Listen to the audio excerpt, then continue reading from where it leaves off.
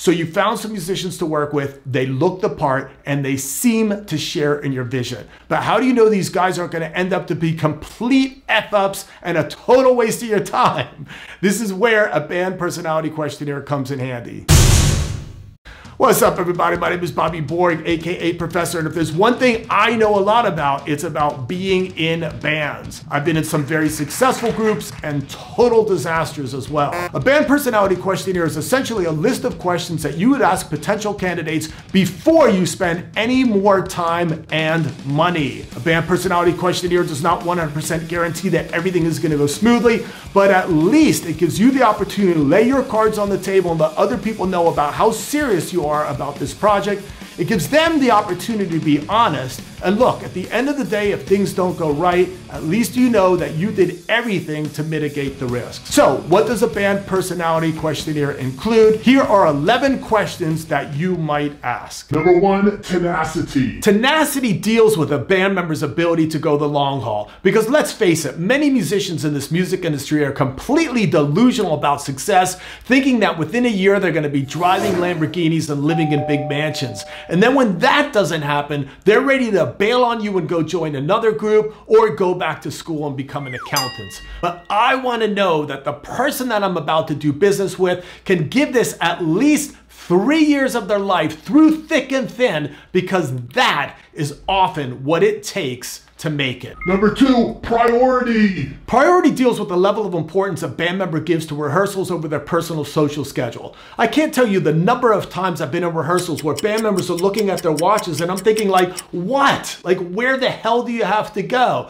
And it turns out being some stupid party or something. Look, networking, hanging out is important, but I want to know that the person I'm about to do business with for many years treats music like their life depends on it. There's nothing more important, because in this business, that's exactly what it takes to be successful. Number 3, continual improvement. Continual improvement deals with the band member's ability to take positive criticism constructively and to not let their little poor egos get in the way. Linkin Park's manager once told me a story about how after every night on tour, the band would get on the tour bus and they would watch videotapes to learn how they can improve for the next night. If the drummer was counting off songs too fast, he would slow down on the next night. If the lead singer was talking too much in between songs, then he would talk less on the next night. If I'm going to get involved in a band, I'm going to want to know that my band members are going to take criticism constructively, and we're going to keep on growing each and every day and every week, because that is what it takes to be successful. Number 4, image. Image deals with presenting a clear, consistent, and authentic identity to your target audience.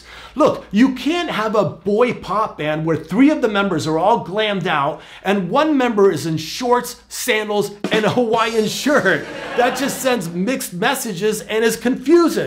So look, I want to know that the band member I'm about to do business with understands branding and they're willing to do whatever it takes to communicate a consistent, unified identity, because that's what it takes to be successful. Your band is a brand. Number 5, social behavior. Social behavior deals with whether or not a band member smokes, drinks, or does any drugs. Next question.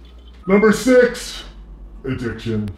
Addiction, unlike social behavior where musicians might smoke, drink, and do a little drugs, which a lot of them do, is far, far more serious. I've literally been in bands where my lead singer has died. I've had friends in famous bands where their lead singer has died. And I've also had clients and students where their bands have completely broken up because of addiction. Look, I'm all about helping your friends get help and standing by their side, but I would never recommend to you that you enter into any long-term venture with somebody who's already exhibiting signs and problems of addiction. Look, it starts off being fun and it ends up as a tragedy. It never works. Number 7, contribution. Contribution deals with the ability and willingness of all the band members to contribute equally in the expenses, in the marketing and promotion, and even in the songwriting of the band. Because if you just have one band member that's doing that, especially when the other guys are getting an equal share, there is going to be resentment. So when entering into a group, I want to know that the other person is able and willing to invest equally and contribute equally, because if not, then maybe it shouldn't be an equal partnership. And by the way, that's going to be another clip. Stay tuned for that. Number 8, flexibility. Flexibility deals with the band member's willingness to stay agile and not be bound by a lot of domestic responsibilities. Sure, it's cool to have that new Harley with the lease payment. Sure, it's cool to have that great apartment on the beach with the high rent. But if that's going to stop you from being able to drop everything on a moment's notice and go out on the road for 2 or 3 weeks for low to no pay in order to advance your career, then we're going to have huge problems. So when looking for band members, I want people that are willing to sacrifice some of the amenities of life for flexibility. It's oftentimes what it takes to be successful. Number 9, ruggedness. Ruggedness deals with whether or not the band members have balls, whether or not it's male balls, female balls, or in between balls. Do you have what it takes to deal with adversity? My friends in a band called Klepto were on their way to Vegas to play. The van literally flipped into the desert. These guys are upside down, and the first thing they're doing is calling a nearby city to see whether or not they can get a U-Haul out so that they can make the gig on time. Now that is freaking ballsy, and that is oftentimes what it takes to be in this business. So when looking for members, do they have the balls to do this? Whether or not female balls, male balls, or in between balls. Number 10, relocation. Relocation deals with band members and their willingness to be where they have to be and not where they want to be. I was once in a band where a band member wanted to move back to Florida because orange juice is cheaper and birds are happier. Orange juice is cheaper and freaking birds are happier? What the hell does that have to do with being in a band? So when looking for new members, make sure that they're willing to be where they have to be and not just where they want to be. Number 11, relationships. Hey, I'm all about love. There's nothing greater than a healthy, supportive relationship. But when one of your band members is in a toxic relationship, their toxicity becomes your toxicity and even can lead to breaking up the band. So when looking for members, make sure they're currently in healthy, supportive relationships, because take it from me, man, you do not want any of that drama. Number 12, exclusivity. Hey, while on the topic of relationships and exclusivity, I personally don't want to be in a relationship with another woman who's dating 6 other people. And I don't want to be in a band either with a bass player who's in 6 other bands. I literally knew someone right here in Los Angeles that was waiting for 3 months for their bass player to come back off the road with another group that he was working with. Nope, not for me.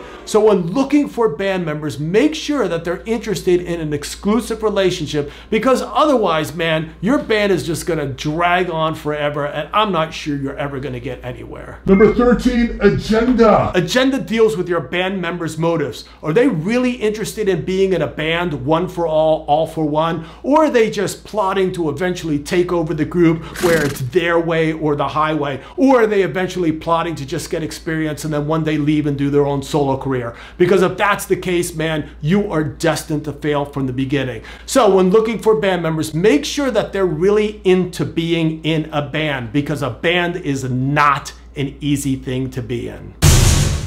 Hey, so that's it, brothers and sister band members and everybody else in between. Hey, please in the comments below, be sure to leave your criteria for forming a band. And hey, remember, I'm not selling anything. I'm not a marketing company, have courses or anything else, but please at least be sure to hit the like button, subscribe with notifications, because it helps the channel. And please be sure to check out these next videos that can help turn your art into a more successful business.